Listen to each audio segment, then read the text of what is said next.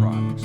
Oftentimes they are created using some of the more advanced sketching tools found inside SolidWorks. This board design has several areas where it can use some improvements using several new enhancements found in SolidWorks 2014. Let's start by changing the path of the sweep used for the strengthening rib found on the bottom side. This sketch currently uses simple fillets. You might benefit from some conic fillets instead. Now, when you add a conic to a sketch, there's an option to automatically add tangency relationships to adjacent sketch geometry. This removes several steps where previously you would have had to select the conic and the adjacent entity and manually apply the tangency. This will save lots of time if you are adding conics, especially in multiple places. Now, all that's required is to add the appropriate dimensions to the sketch. This includes the row values for the conics themselves, as well as the length of the adjacent lines. And as you can see, the sketch is now fully defined without the need to manually add any sketch relationships to the conics.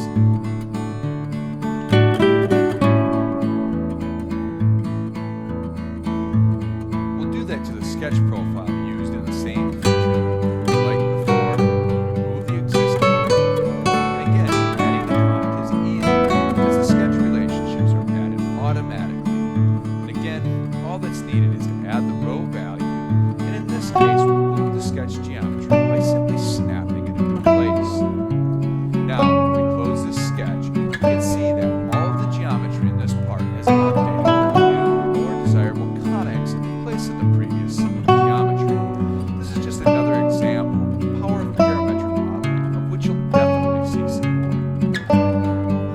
Another entity used a lot in products is the powerful spline tool. If we take a look at this sketch, which defines the overall length and shape of the board, you can see that it's well defined already, with the exception of the overall length. In some scenarios, such as wanting to define the amount of material used, such as how much carbon fiber is needed and the overall length of this design, specifying the length of the spline would be desirable. And that's exactly what SolidWorks 2014 allows us to do. This provides more control over splines and is useful in other areas as well, such as cable and tube lengths. Finally, when we're talking about splines, sometimes, especially for new users, they can be intimidating trying to get all the geometry just right.